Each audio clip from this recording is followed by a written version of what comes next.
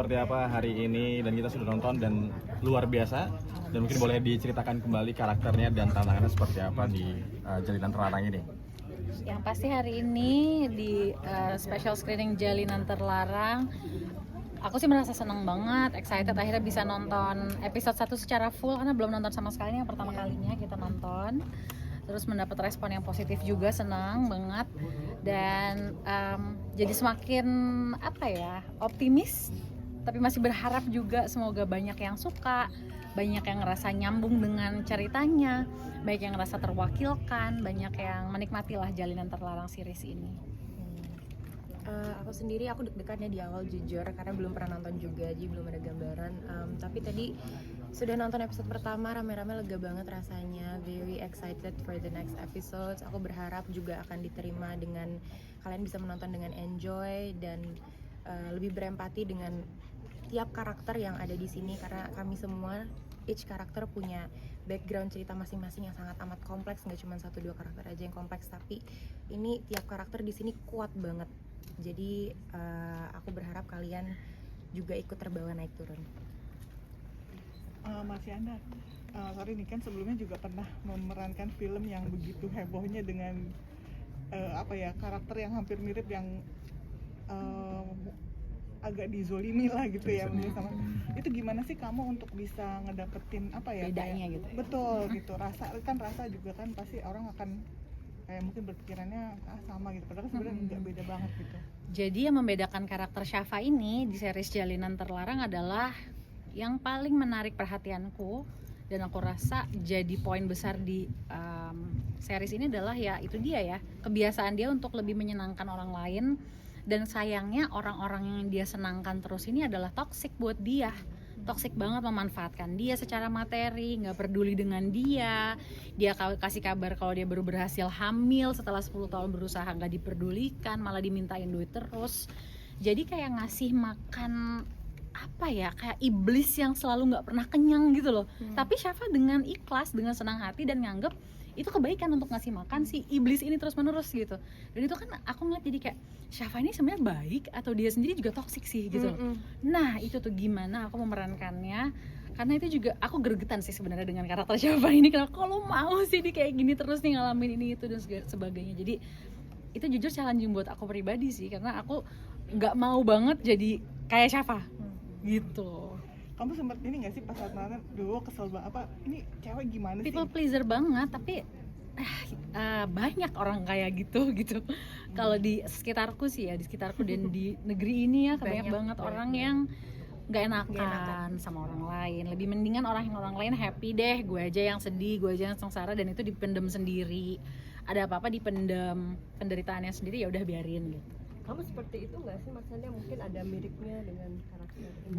Nah, yang menjadi tantangan menjadi Syafa itu adalah karena aku ngerasa dulunya aku kayak Syafa, tapi aku udah nggak kayak gitu dan aku udah nggak mau kayak gitu lagi, tapi aku dapat peran yang diajak jadi begitu lagi. Jadi Syafa ini sangat amat menggali kemampuan menjadi people pleaser yang aku kubur dalam-dalam gitu loh.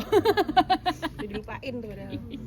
Tapi Maria sendiri bermain dengan para aktor yang luar biasa ini kan, maksudnya kamu bilang tadi dari kecil nonton, sekarang main bareng, mungkin seperti apa nih bonding kamu, chemistry kamu bareng Aku mereka? tuh serem banget pastinya karena aku emang dari kecil nontonin Kak Caca sama Kak Dimas, kayak aku selalu lihat mereka di TV, di layar lebar, jadi kayak pertama kali dikasih tahu pemainnya deg-degan banget, tapi ya puji Tuhannya mereka berdua such a kakak figure, jadi aku nggak merasa ke pressure atau apapun, kayak they're just being them and I like them. Mas Anda kan balik lagi nih main sama Dimas gini, itu gimana nih caranya? Mungkin ada canggungnya lagi atau udah lebih enak gitu? Karena udah lama nggak ketemu juga ya, dari syuting sama Dimas Anggara yang terakhir itu kayaknya ada deh setahunan gitu aku nggak ketemu langsung, interaksi. Jadi pas di sini tuh apalagi kan ceritanya beda, dinamikanya beda, jadi masih ngegali yang baru lagi sih, kayak kenalan dari awal lagi, walaupun nggak segitunya juga, cuman lagian hidupku yang sekarang nih setelah yang pas syuting Jalinan Terlarang sama pas dulu sejudul sama Dimas yang beda itu beda nih, aku dan Dimas orang yang berbeda dengan cerita hidup yang berbeda personally ya, jadi ya mengenal dari awal lagi sih gitu. Kak, ini mungkin melihat dari episode pertama kan sudah ada banyak adegan dewasa juga, dan bahkan mungkin sampai episode 10 pasti banyak adegan dewasa. Mungkin cara pendalaman karakter itu bagaimana sih Kak? Mungkin dari Kak Caca maupun Kak Maria. Ya itu kita diskusikan sih ya, karena kan itu kan sesuatu yang maksudnya bukan hanya sensitif buat perempuan tapi buat laki-laki juga gitu loh. Jadi kita gimana melakukan dengan profesional, dengan izin dari satu sama lain, terus dilakukan secara nyaman dan kita saling menginformasikan oke, batasan saya di sini, batasan saya sampai segini gitu, dan dengan kru dan tim director, produser semua juga yang mensupport keinginan kita dan membuat suasana juga jadi nyaman untuk kita mengadegankan scene-scene tersebut. Ya lebih banyak menyuarakan aja sih, kayak kalau misalnya ada tidak nyaman di scene ini kita pasti diskusi dan itu akan direvisi biasanya. Oh iya, jadi benar. nyaman banget ya. Kan banyak series tentang perselingkuhan, ini mungkin bedanya series tentang perselingkuhan yang lain dengan ini apanya mungkin? Ini ada touch of psychological Iya, betul. thrillernya ish Ada soal luka batinnya kuat banget ini. banget, dan ini yang menurut aku sangat amat menarik karena ini nggak muluk-muluk soal perselingkuhan, penghancuran rumah tangga, Dan bukan nggak. yang perselingkuhan yang ini si jahat nih si baik, nggak gitu. No, enggak. Ini semua tiap karakter punya layer mereka masing-masing, punya jalan cerita masing-masing, ada backgroundnya dalam banget. Jadi nggak fully tentang adegan ini, adegan intimate enggak kayak gitu sama sekali. Jadi ini menurut aku menarik banget.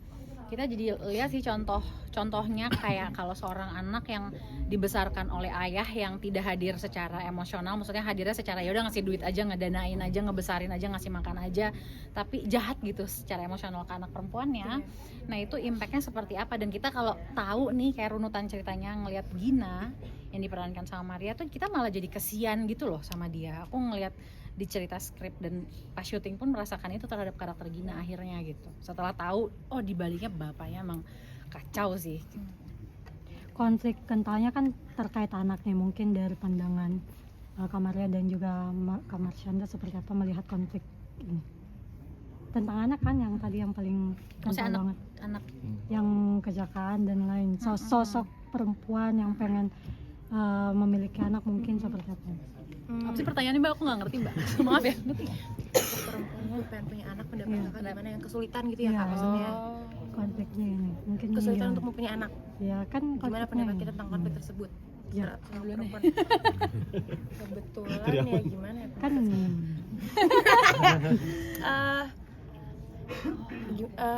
Menurut aku itu di luar kontrol kita, jadi please jangan terlalu stress about it. Tuhan pasti punya, percayakan kita, ada timingnya. Timing orang tuh beda-beda, jadi kita nggak bisa set otak kita kayak oke, tahun pertama udah nikah tapi belum punya anak, kayak jangan terlalu pressure gitu loh. Kayak aku tahu itu hal yang penting gitu, pelengkap di rumah tangga pasti, tapi sabar, timing orang beda-beda, nggak usah pressure, tenang. Kalau buat Marsyanda sama Maria sendiri tuh gimana sih cara kalian ngobrolnya mungkin ya? Karena kan di awalnya kayak baik, tapi sebenarnya kan udah kelihatan tuh dari awalnya tiba-tiba Marsyanda mau kayak jadi berantem banget gitu, maksudnya ada tensi. Nah itu seperti apa? Dan mungkin saya pengen lebih tahu dinamikanya aja sih, kayak ngobrolnya atau misalnya di luarannya, Di luar set. atau pas saat mau syuting kayak ada preparation, gue nggak ngomong dulu ya atau seperti apa gitu. Malah kita kalau lagi nggak syuting, kita lagi nggak take, kita malah lebih banyak mendekatkan diri ke satu sama lain sih, kayak lebih banyak cerita-cerita, point of view-nya Maria terhadap relationship gimana, aku juga gimana, terus pengalaman hidup aku gimana, pengalaman hidup Maria gimana, terus kayak background keluarga gitu-gitu kita bahas loh berdua, karena ya di dalam karakter kita kan berkaitan dengan itu ya, background keluarga kita gimana, jadi kayak gimana nih hubungan kita yang real dengan karakter kita, gimana kita bisa merealisasikan itu dalam peranan kita. Jadi membantu banget. Jadi lebih ke banyak ngobrol aja, jadi kita nggak ada set boundaries kayak butuh ngejauh gitu, enggak. Satu terakhir, Maria langsung nggak beradegan sama Kak Dimas, kan sempat ngefans katanya gitu. Nah itu gimana tuh, sempat ada nervous?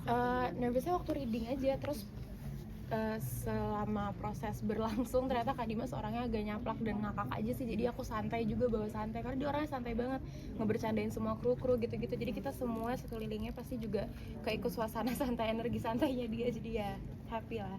Oke, promosi. promo